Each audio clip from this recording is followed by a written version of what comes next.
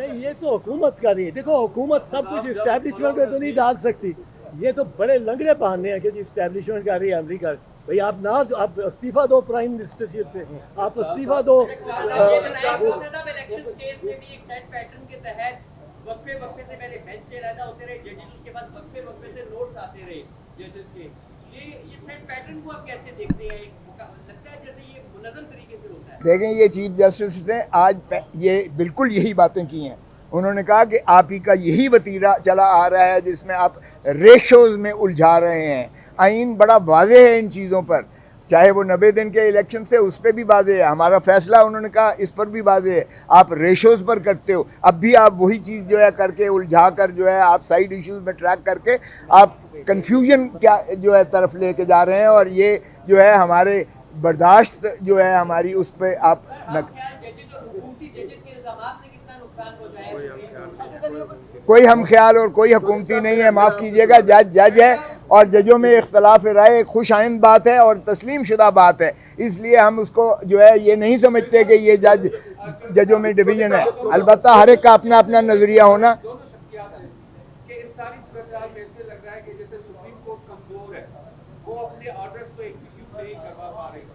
आप दोनों सीनियर हैं, आपने बहुत तरीके से सियासत देखी, अदालत के अंदर क्या कुछ कारनामी में आप क्या कहना चाहेंगे चीफ जस्टिस साहब को? क्या अब उनके पास ये वक्त नहीं है?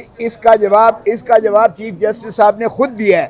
उन्होंने कहा कि जजेस के पास एक मॉरल अथॉरिटी होती है, हमारे पास डंडा नहीं होता है, डंडा और छड़ी औरों के पास मौजूद है। इसलिए हमारी मॉरल अथॉरिटी जो है होती है जिसे अवाम भी तस्लीम करती है, दुनिया भी तस्लीम करती है, आइन के अंदर होती है। उस मॉरल अथॉरिटी को आपने रेशोज़ में कंफ्यूज करके उलझा के जो है ख़राब किया है।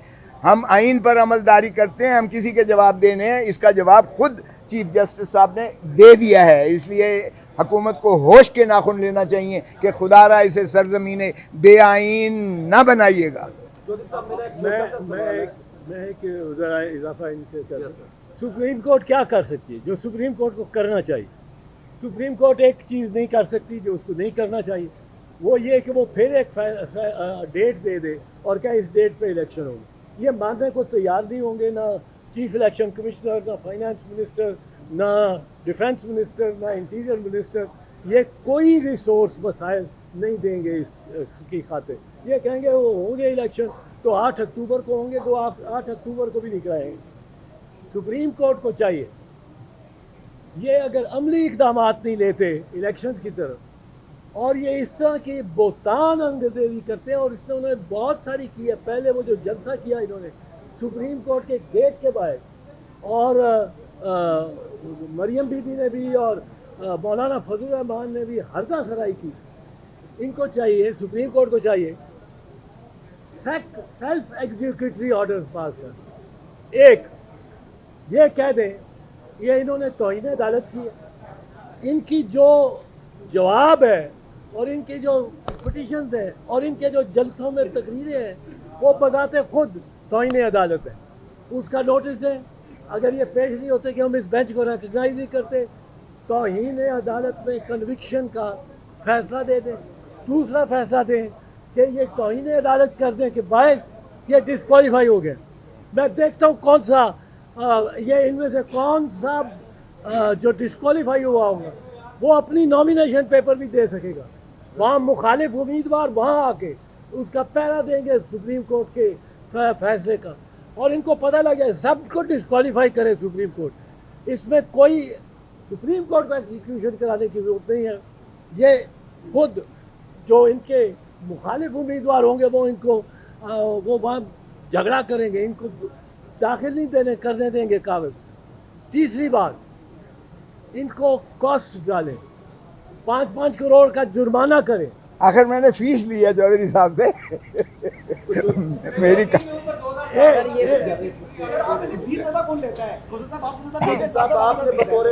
आम आदमी तो आपको अफोर्ड ही नहीं कर सकता। सुना मैं 100 रुपया फीस दी है इसमें।